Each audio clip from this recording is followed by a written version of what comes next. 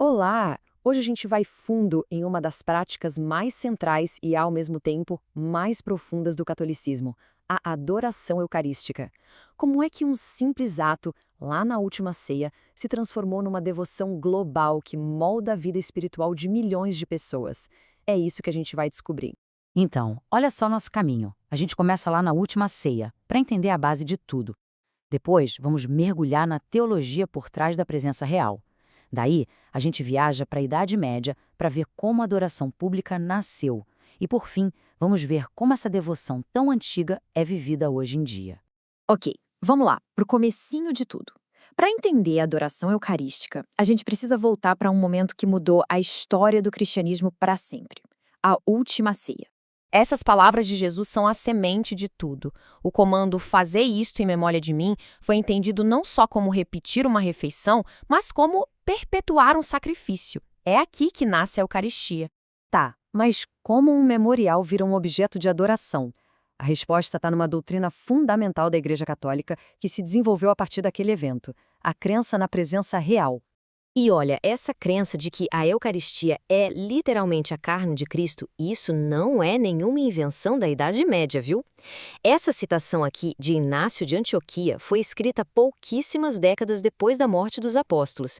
Isso mostra o quão antiga é essa fé. Para tentar explicar como isso aconteceria, a teologia católica desenvolveu um conceito chamado transubstanciação. É um termo que soa bem filosófico, eu sei, mas a ideia central é que a essência de algo pode mudar, mesmo que a sua aparência, aquilo que a gente vê e sente, permaneça a mesma. Funciona mais ou menos assim. A fé católica diz que a substância, ou seja, a realidade fundamental do pão e do vinho, se transforma de fato no corpo e sangue de Cristo. Já os acidentes, que é tudo que os nossos sentidos percebem, como a cor, o gosto, o cheiro, isso tudo continua igual, inalterado.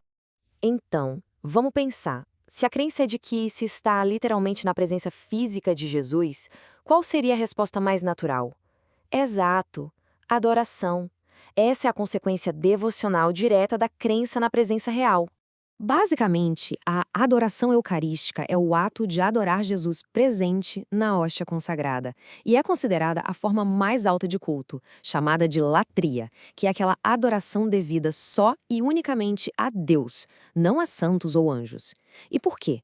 Porque a crença é que ali se está na presença do próprio Criador e não de um símbolo.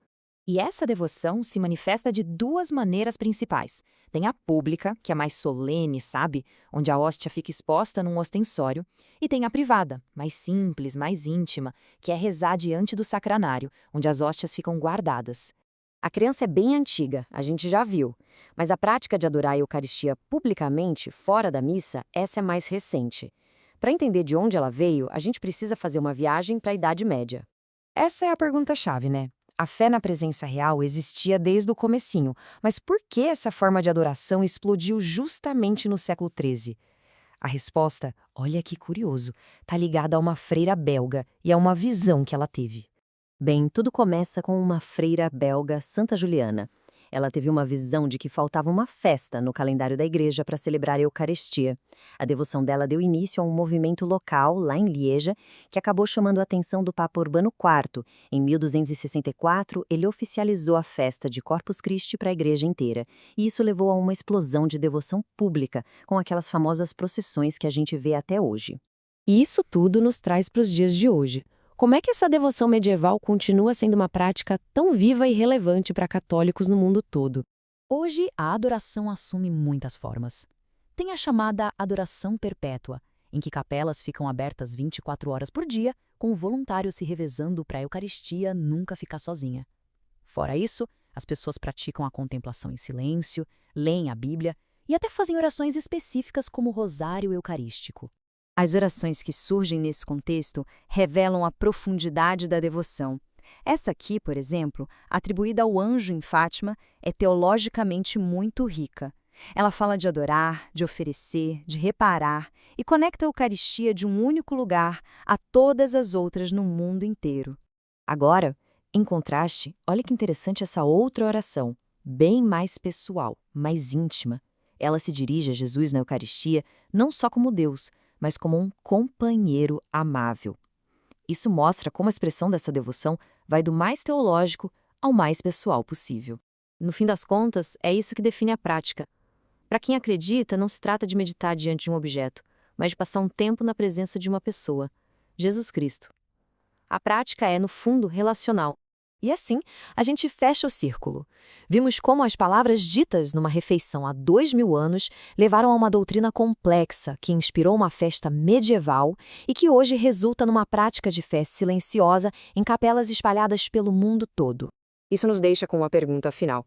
O que há nessa prática tão antiga de se sentar em silêncio diante do que se acredita ser um pão consagrado que continua a atrair e a transformar tanta gente em pleno século XXI?